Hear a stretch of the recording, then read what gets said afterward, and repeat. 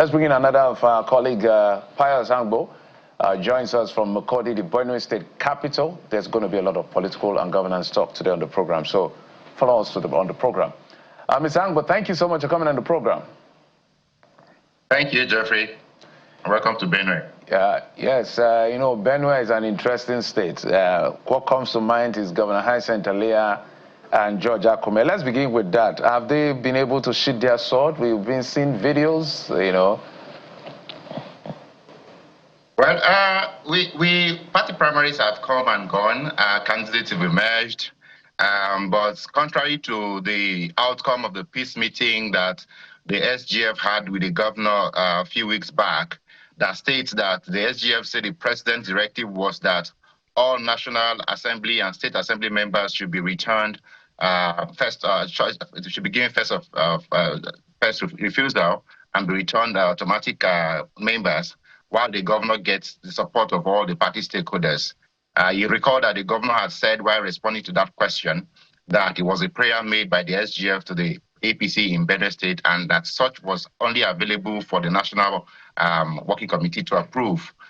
This followed through and went to the elections. Of the House of Representative members, currently 11 of them, is only 2 that got tickets to return. Okay, 3 that got tickets to return. 4 now, yeah, that got ticket to return back to the National Assembly.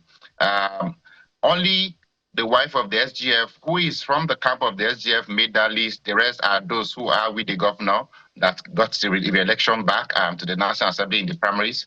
And then the Assembly members, less than 10 of them are the ones who returned. Majority of those coming back are also new aspirant candidates now that you have. But the APC seem to have handled everything well. When we spoke with the SGF, he said that the focus of the party is to unite, work for the president and the structure of the party to be in one piece, that they do not want faction going to the 2027 election. And I think that whatever be the case, the SGF and the governor have ironed that out. Candidates have emerged. Lists have been sent to Abuja. We await for the outcome of that. So on the front here in APC, there isn't any issue about party crisis there anymore, because it's the next phase of the composition we'll be looking at. Let's also get to the other political parties in Benue, the PDP to be precise.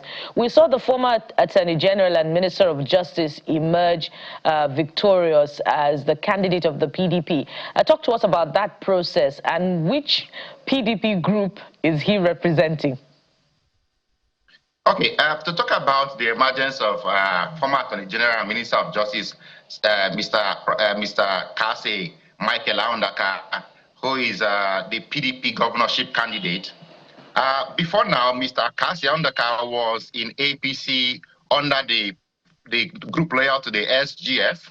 And when the former governor, Samuel Otom, left office, there was this discussion about strategic partnership between the PDP led by Governor Samuel Otom, former Governor Samuel Otom, which is loyal and led by FCT Minister Mr. Nyesom Wike, and the SGF group of the APC, that they were going to collaborate to work together ahead of 2027 elections.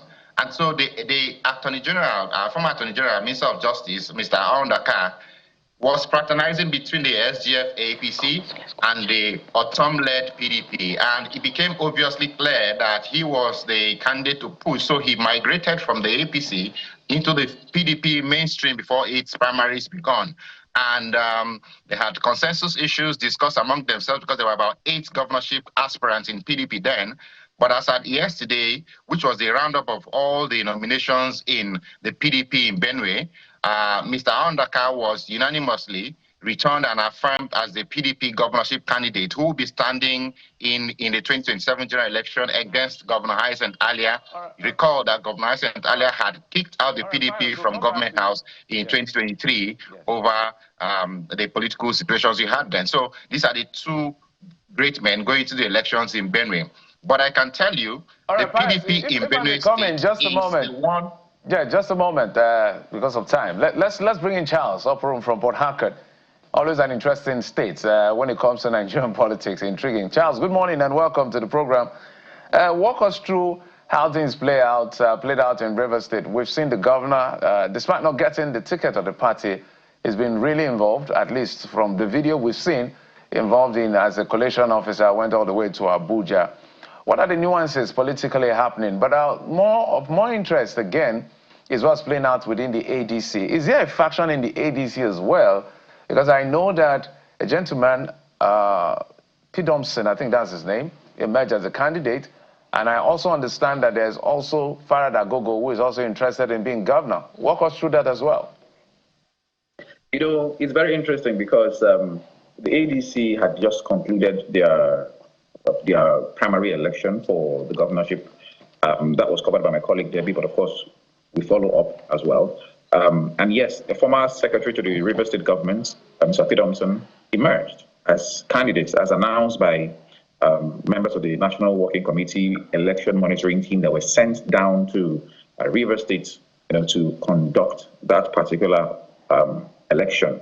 So, and the next thing we saw was, we saw Farad Agogo's people also come out to say, maybe it looked like they were trying to make their voices heard, because he also had indicated interest in becoming the governorship candidate of the ADC. Recall that yesterday, another faction of the ADC held a parallel convention, upstairs right there in Abuja, led by Dumebi Kachiku. So I don't know if that is trickling down here, but so far so good. We've not had a faction come out here in Rivers State to say we are now, the ADC leadership at the State Executive Committee as of this moment. So that is that from the ADC. The ADC appear to be, stable. They appear to have their act in order as of this moment. So what? Of course, you saw, you did mention the coalition of the presidential primary as put together by the chief coalition officer in the state, His Excellency Governor Siminalayi Fubara. He came, delivered the results, announced the winner, and declared the president the winner.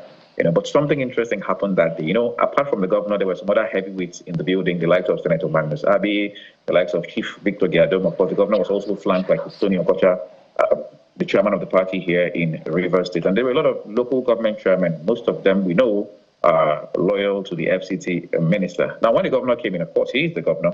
You have to respect him, regardless of whatever political disagreements you may be having with him. But as the governor was leaving the hall, as he was just leaving, he hadn't even gotten into his vehicle when the other people started singing and chanting. Rivers State is very good with passing political messaging through songs, and then you started hearing them singing, what's the song again? They singing and chanting, Wiki de Come, songs, as though they were mocking the governor, but he just got into his vehicle and left. So if you watch the videos, you'll see the likes of Honorable Chidi Lloyd leading their supporters, chanting and singing and all that. So yeah, that happened within the past 72 hours or thereabouts. Interesting development there. So, Charles, can we say that this vote tally of 280,000 plus that went to the president in the presidential primary came through a collection of votes of the APC and the Rainbow Coalition of, Mr. Wike in River State? Well, the Rainbow Coalition is believed or supposed to be an alliance across political divides. So it's supposed to be an alliance between People's Democratic Party, loyal to the FCT minister, and the All Progressives Congress, loyal to the FCT minister as well. Okay?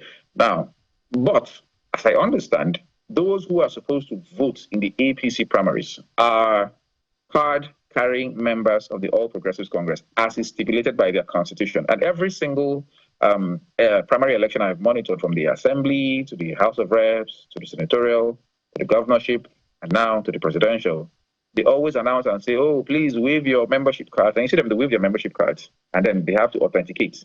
In some cases, the people actually, the voters, go to the table and you say your name, they look for your name, and then they tick.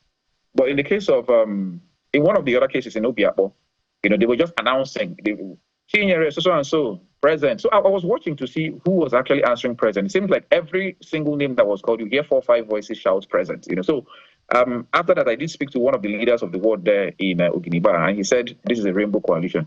I'm in PDP, but we have come out to support APC. When it's our own time, they too will come out to support us. That was exactly what happened. And yesterday, during the PDP governorship primary election, when I was speaking with Mr. Sam Sonny Ejeku, who is now the candidate of the PDP in Rivers State, as he was there talking to us, Buki, behind him, the drummers were drumming and singing, okay, now, oh no, basically talking about okay, Chinda, who is from the APC, right there where the PDP is doing their own primary election. And I was asking him, I said, sir, they are singing for another candidate who is supposed to be your rival in this election. He said, oh, don't worry, we are a rainbow coalition. When the time comes, we'll meet and decide who is going to go and who is going to step down for each other. And it's a summary of what is actually playing out here in Rivers State, Buki. I was wondering, I deliberately asked that question because of the positioning of the Rainbow Coalition. And of course, let's not forget that Mr. Okechinda used to be the minority leader, so a lot of questions around the legality of the process. I wonder if it's a redefinition of, our political culture this time around in Rivers State. But Charles, we'll bring you back again, to view the outcome of this process. Charles Operum is our correspondent in Rivers State. Thank you very much, Charles. And also Pius Angbo, our correspondent in Benue State. Thank you for coming on the program. Thank you very much, Buki.